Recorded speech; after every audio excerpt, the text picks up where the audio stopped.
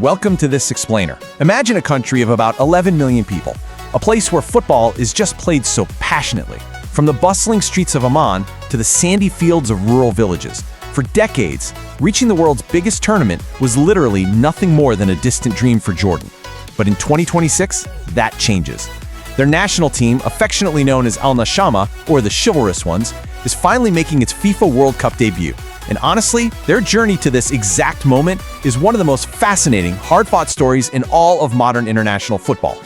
9. That's a heavy number, right? 9 failed World Cup qualifying attempts spread across several decades. That is the sheer emotional weight of what Jordan had to endure before this current squad finally broke through. I mean, they started trying to qualify way back in 1986. They failed. They tried again and again, facing constant heartbreak and falling short cycle after cycle.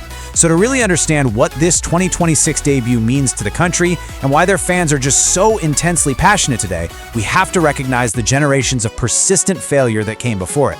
So here is our roadmap for today's explainer. First, decades of heartbreak. Second, the historic breakthrough. Third, tactics of the Nashama. Fourth, stars to watch. And finally, number 5, the ultimate test. Section 1. Decades of heartbreak. To truly grasp the stakes today, we've got to look back at the absolute lowest point in Jordanian football history. Back in 2013, they came incredibly close to qualifying for the 2014 World Cup in Brazil. They completely defied the odds to make it all the way to an intercontinental playoff. But waiting for them?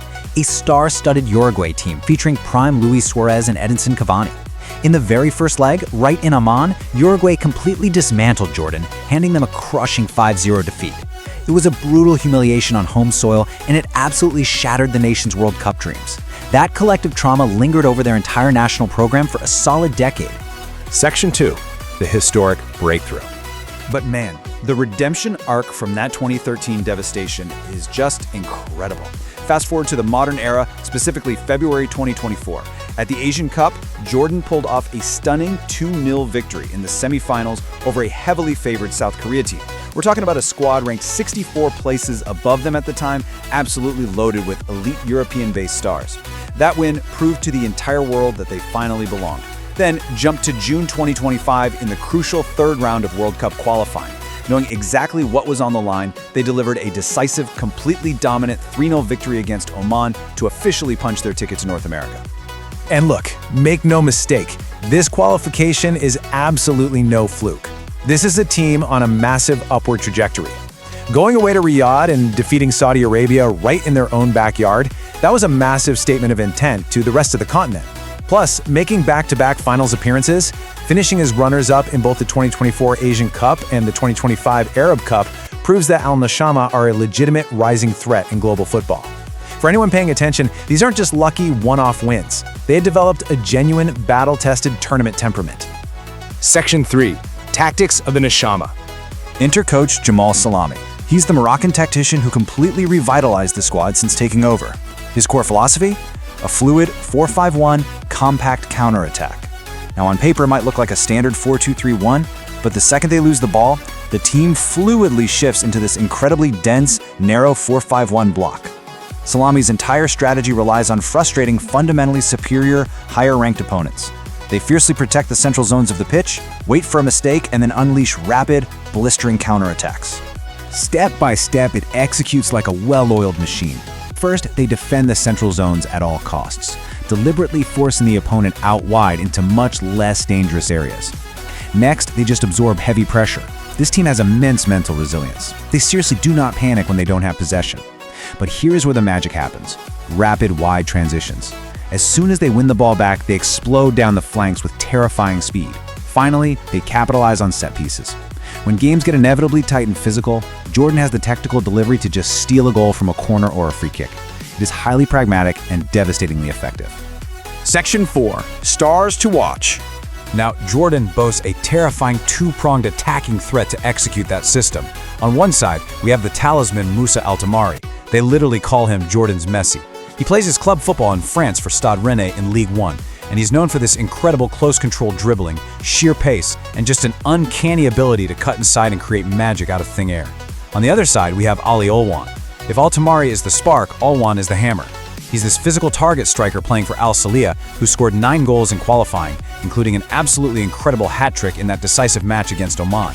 Together, they're a total nightmare for defenders on the break. But hey, a counter-attacking team is absolutely nothing without its defensive core, right? Nizar Al-Rashadan is the midfield shield. He is aggressive, relentless, and yeah, okay, a bit card-heavy. But his positional discipline is absolutely vital for breaking up the opposition's plays.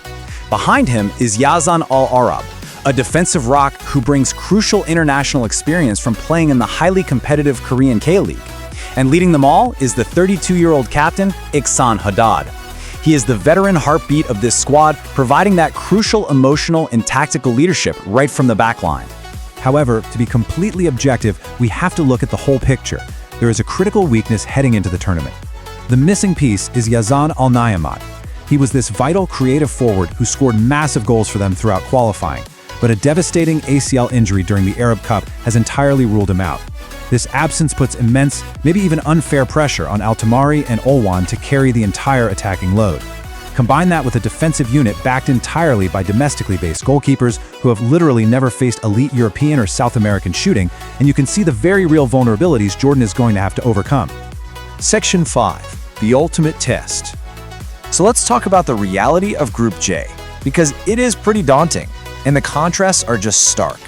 You have Argentina, ranked second in the world, the defending world champions led by Lionel Messi. You have Austria, ranked 24th, this high-pressing European elite squad meticulously built by Ralf Rangnick. You have Algeria, ranked 35th, a formidable and historically strong African powerhouse.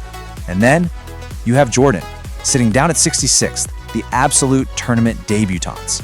Just by the numbers alone, Jordan is the ultimate underdog, and what might honestly be the most fascinating group of the entire World Cup. So what's the realistic prognosis here? On June 17th, their primary goal is just to survive Austria's relentless high press. Securing a draw there would be a monumental achievement. But if you're looking for the ultimate David versus Goliath story to follow this tournament, mark June 22nd on your calendar. That match against Algeria is their prime opportunity. It's their most balanced matchup, and if they want a historic World Cup upset, this is for sure the game they have to target. Finally, on June 27th or 28th, they face Argentina. Realistically speaking, that is a damage limitation exercise against the defending champions. But you know what? Don't tell Coach Jamal Salami about damage limitation. His message to the world is super clear. He said, "And we too have the right to dream and to strive to be a strong team and present ourselves well." Salami is wildly ambitious. He watched his native Morocco pull off a historic, world-shocking semifinal run in 2022 by using a very similar defensive counter-attacking blueprint. And he is explicitly challenging his Jordanian players to emulate that exact brilliance. They aren't just showing up for the photos or the souvenirs, guys. They are showing up to compete on the biggest stage on Earth. Which brings us to our final thought today. In a tournament of absolute giants, could the chivalrous ones actually pull off the ultimate World Cup upset? Look, they have the strict defensive discipline, they have the blistering pace on the counterattack, and maybe most importantly, they have the emotional fuel of a nation that has waited 40 years for this precise moment. Whether they advance out of the group or not, their presence alone is a massive victory for the beautiful game. Thanks for joining me for this explainer. Keep your eyes on Al Nashama this summer and keep learning.